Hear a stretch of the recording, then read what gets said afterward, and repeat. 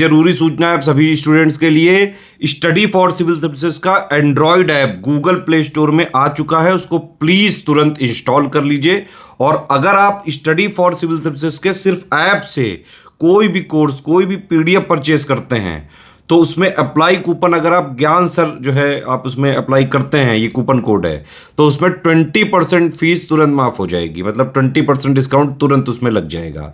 ज्ञान सर लिखना है, नॉर्मली ज्ञान सर स्मॉल लेटर में है सब कुछ, कोई स्पेस नहीं, कोई कॉलम नहीं, सिर्फ ज्ञान सर, GYANSIR। इस तरह से अगर कूपन कोड लगाते हैं आप ऐप में बाई करने से पहले, जो अप्लाई कूपन वाले में आता है, तो 20% का डिस्काउंट तुरंत मिलेगा। वीडियो देखिए। दोस्तों इस वीडियो में हम लोग बात करेंगे कि यूपी पीसीएस 2024 के लिए साइंस को कैसे पढ़ें ताकि आपके नंबर जो हैं, जो साइंस वाले क्वेश्चन हैं, वो आप अच्छे से कर लें। देखो सबसे पहले तो ये जानो कि साइंस पढ़ने की जरूरत क्यों है। क्योंकि जो आपका यूपी पीसीएस 2023 का अगर आप एग्जाम देखोगे ना, प्री का, उसमें आप समझो साइंस से 19 क्वेश्चन पूछे गए थे साइंस से। ठीक, साइंस आप समझो यूपी पीसीएस में तो आती ही है, साथ ही साथ आपका जो ये RO का एग्जाम लगा है आपका दिसंबर में, उसमें भी आपसे साइंस जो है दबा के पूछी जाएगी। और फिर इलाहाबाद हाई कोर्ट जो पेपर आने वाला है ना उसका RO का, उसमें भी पूछी जाएगी। तो साइंस जो है ना काफी इंपॉर्टेंट हो जाता है। अब देखो साइंस पढ़े कैसे। देखो जो नॉर्मल तरीका होता है साइंस पढ़ने का, जो मैं रिकमेंड करता हूँ, वो ये है कि आप एनसीईआरटी की जो बुक्स हैं वो उठाइए साइंस की, 6 से लेके 12 क्लास तक। 6 से 12 भी नहीं, 6 से अगर आप 10th भी पढ़ लोगे ना, और फिर 11 12 के जो कुछ सिलेक्टेड टॉपिक है उनको अगर पढ़ोगे तो आराम से आप कर सकते हो साइंस। लेकिन अब आपका समझो यूपी पीसीएस का भैया एग्जाम आपका अक्टूबर में ही है, 27 अक्टूबर, और आपके पास में 60 दिन ही बचे रखे हैं। तो 60 दिन में आप समझो एनसीईआरटी पढ़ना एक गुड जो है चॉइस नहीं होगी, क्योंकि एनसीईआरटी पढ़ने के लिए आपको टाइम डिवोट करना पड़ता है। तो इस समय पे यूपी पीसीएस 2024 में साइंस के लिए एनसीईआरटी वाला ऑप्शन जो है वो तो निगलेक्ट हो जाता है। अगर आप समझो RO या 2025 की यूपी पीसीएस की तैयारी कर रहे हो तो आप पढ़ सकते हो। ठीक है, अब लेकिन बात आती है 2024 के लिए कैसे पढ़ें। तो देखो क्वेश्चन कहाँ कहाँ से आते हैं, पहले ये भी समझ लो। साइंस में देखो आपका 3 जो है मेन जो है आपके सब्जेक्ट है, कौन कौन से। एक हो गया आपका बायोलॉजी, ठीक, एक हो गया आपका केमिस्ट्री, और एक है आपका फिजिक्स। तो ये तीनों से ही क्वेश्चन आएंगे। अब देखो सबसे ज्यादा किससे क्वेश्चन आते हैं, सबसे ज्यादा आते हैं आपके बायो से क्वेश्चन। ठीक है, बायो से देखो क्वेश्चन जो है दबा के पूछे जाते हैं।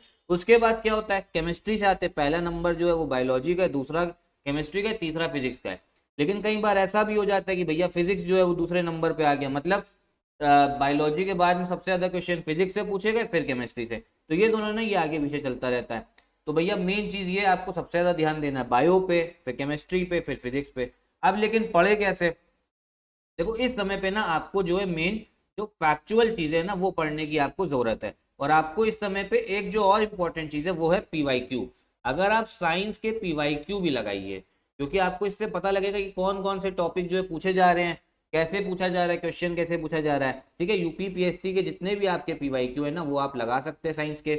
और मैं ये सोच भी रहा हूँ इस चैनल पे कि साइंस के लिए आपके क्या जो पीवाईक्यू हैं, प्रीवियस ईयर क्वेश्चंस, उनको मैं स्टार्ट करूँ। ठीक है, जितने भी आपके इंपॉर्टेंट फैक्ट है, कंसेप्ट है, उनको मैं आपको समझाऊं। क्योंकि होता क्या है ना, साइंस से क्वेश्चन जो है अक्सर हमें रिपीट होते हुए दिखते हैं पीवाईक्यू से। बाकी किसी सब्जेक्ट से अब दिखे या ना दिखे भले ही, लेकिन साइंस है ना आपको एक बहुत अच्छी हिंट मिल जाती है पीवाईक्यू से। ठीक है, एग्जाम में आपको पता लग जाए कैसे क्वेश्चन आ रहे हो, पीवाईक्यू से साइंस में आते भी हैं। क्योंकि साइंस का कंसेप्ट तो यार वो सेम ही है। अगर आप मान लो कोई क्वेश्चन देख रहे हो बायोलॉजी का, किसी मान लो सर्कुलेटरी सिस्टम, दिल को लेके देख रहे हो, हार्ट को लेके, तो जब मैं उसको समझाऊंगा पीवाईक्यू तो उसके इंपॉर्टेंट जो फैक्ट कंसेप्ट होंगे रिलेटेड वो भी समझा दूंगा। तो अगर मान लो उससे क्वेश्चन नहीं है तो बाकी इंफॉर्मेशन से आ सकता है, आपको समझ में आ जाएगा। तो अब इस समय पे ना आप पीवाईक्यू देख सकते हो। और अगर आप चाहते हो कि मैं आपको पीवाईक्यू जो है वो स्टार्ट कराऊं, ठीक है, तो एक बार कमेंट बॉक्स में बताइएगा, मैं साइंस के पीवाईक्यू जो है वो भी स्टार्ट करते हैं। ठीक, इसके अलावा आप क्या करिए, इसके अलावा जो स्टडी फॉर सिविल सर्विस का सिलेक्शन मटेरियल है आप वो ले सकते हैं। ठीक है, क्योंकि इस समय पे नोट्स बनाने का आपके पास में टाइम नहीं है, आप सिर्फ सीधा सिलेक्शन मटेरियल लीजिए, उसमें आपको हर चीज जो है नोट्स फॉर्म में मिलेगी, एकदम बढ़िया क्रिस्प तरीके से, जितना आपके सिलेक्शन के लिए जरूरी है। तो आप सिलेक्शन मटेरियल भी ले सकते हैं, जिसमें आराम से आप जो है साइंस पढ़ के, और उसमें सिर्फ साइंस नहीं सारे सब्जेक्ट के जो है ना आपको नोट्स मिलेंगे। ठीक है, एकदम जितनी इंफॉर्मेशन एग्जाम के लिए जरूरी सब मिलेगी। अब कैसे लिया जाए सिलेक्शन मटेरियल, आप इन नंबर पे कॉल करके हमारा सिलेक्शन मटेरियल भी आप ले सकते हो। ठीक है, तो साइंस में आपको समझ में सबसे ज्यादा ध्यान दीजिएगा आप लोग बायोलॉजी पे, फिर केमिस्ट्री पे और फिजिक्स पे। और ये ध्यान जरूर करना कि जब आप PYQ भी लगा रहे हो, जब कुछ फैक्ट भी आप पढ़ रहे हो, तो साथ में वो जो कंसेप्ट है ना हल्का सा समझ लेना, क्योंकि साइंस में बहुत सारे फैक्ट हो जाएंगे फिर ना वो एग्जाम तक याद नहीं रहेंगे। तो इस तरीके से आप लोग अब जो है आखिरी के 60 दिनों में साइंस पढ़िए UPPCA 2024 के लिए। और अगर आप RO का पेपर देने जा रहे हो, ठीक है, 27 आपका जो 22 दिसंबर को RO का पेपर, उसमें आपके पास में 2 महीने और बच जाते हैं, मतलब उसमें आपके पास में 120 दिन के आसपास, मतलब 115 दिन के आसपास में समय मिल जाएगा आपको, ठीक है। तो उसमें अगर आपके बाकी सब्जेक्ट्स क्लियर, तो आप फिर उसमें NCERT जो है तब उठा सकते हो, ठीक है। उसके बाद में जो ये 60 दिन बचे हैं, इसका मैंने एक time table, dedicated time table बताया था आप लोगों को, एक बार आप वो भी देख लीजिएगा।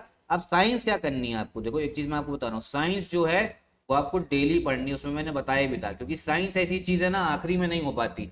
इसको डेली पढ़ना स्टार्ट करो, डेली आप समझो 1 घंटा पढ़ो, और फिर उसमें मैंने बताया था स्लॉट भी होते हैं, 1 घंटा पढ़ो। जो पहला महीना पढ़ोगे उसमें हिस्ट्री ज्योग्राफी पढ़ो, ठीक है, 1 घंटा साइंस पढ़ लो, बाकी बता चुका हूँ। फिर जब हिस्ट्री ज्योग्राफी में एक सब्जेक्ट हो जाए, फिर 1 घंटा साइंस का डेली रिवीजन करना और फिर 2 घंटा पढ़ना, ठीक है, ऐसे करके चलना है, फिर आप 2 घंटा साइंस को पढ़िएगा।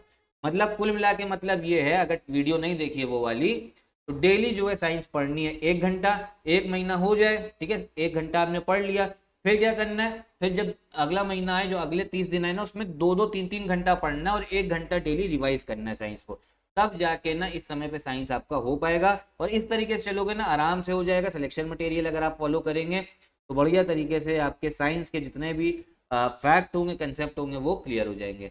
अगर कोई डाउट हो वीडियो को लेके तो कमेंट बॉक्स में पूछिएगा। यही वीडियो भी खत्म करते हैं। नमस्कार।